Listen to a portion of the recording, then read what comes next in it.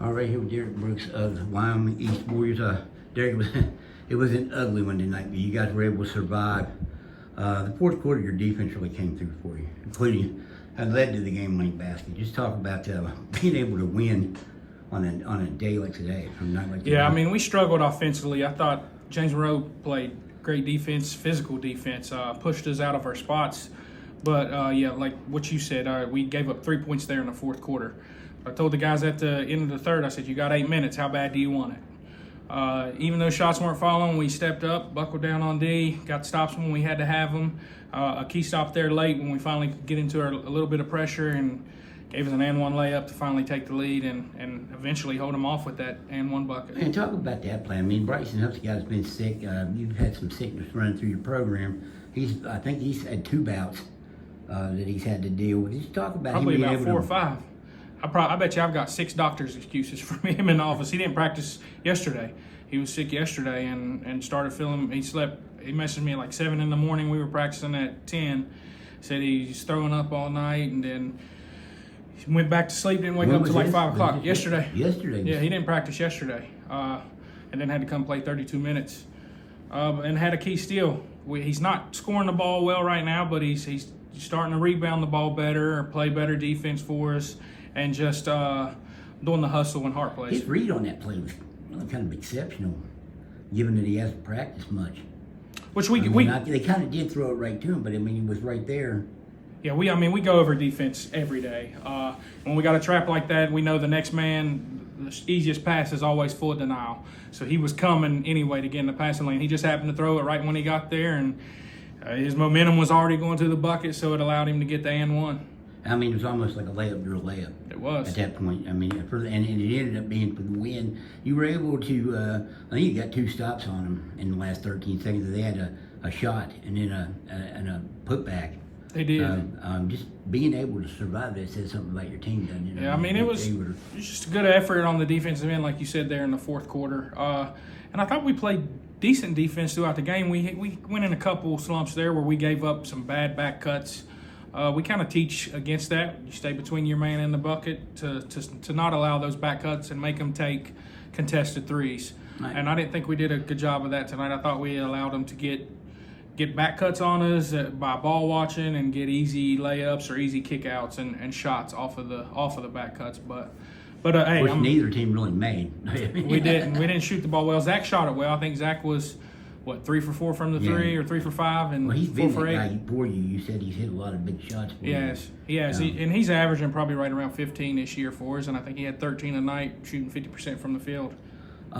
When you see them miss there, and like I said, they're a championship pedigree down there now. I mean, they've won back-to-back.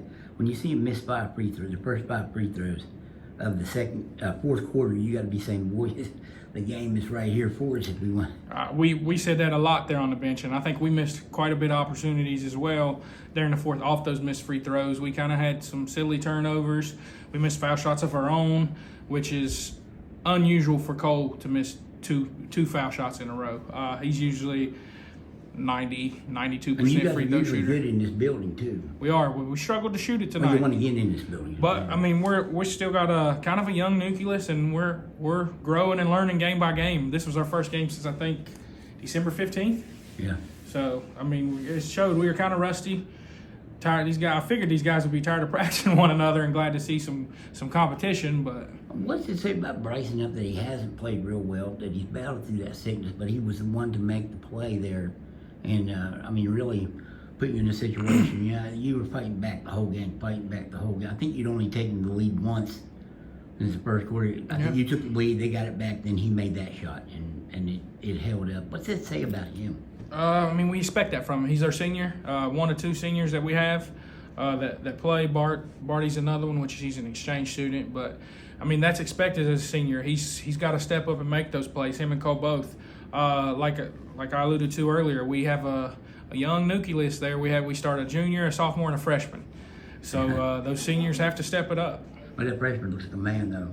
He does. He's improving day by day, which, I mean, it's expected because, I mean, he's in the gym with us every day. We're getting him to the spots where we think he's going to score it much easier. and we're trying to get him to get there every time and be more decisive when he catches and goes up. And maybe not you think got a about good it. learning place for him going up against Brady Baker, who's an all-state football player on a very good football team, on a team that played for the state title last year and was in the semifinals. That's a good. I know he's a big guy, Right. but he's pretty nimble. So for Connor Fox, it's probably a good learning tool. Yeah, and it's good for him to get down there and be physical with bigger guys because he's going to see that all year. They know he's young. They see how tall and skinny he is now, so they're going to try to be physical with him, push him out of his spots. And I thought Connor did a decent job of that tonight, getting to his spots and trying to get closer to the bucket to where it's an easy catch and finish for him. Any reason why you were able to cause so many turnovers? And I think that's one thing Matt alluded to. They turned us over quite a bit, especially in the fourth quarter. I thought a few of them were they just threw the ball away. I didn't think we did anything to make them turn it over there. You don't ever say that. They just count toward us. Yeah, but I mean, we were fortunate they did. But I mean, all credit to those guys. Those kids play hard. James Monroe plays super hard. They're super physical and they're a super competitive team. And they're well coached. Well, it doesn't get any easier tomorrow. Probably playing a lot of people consider Charleston Catholic maybe the odds-on favorite to win the state championship. I think you had them in this building last year. We did. And you got the win there. So you know how to do it's the same personnel for them.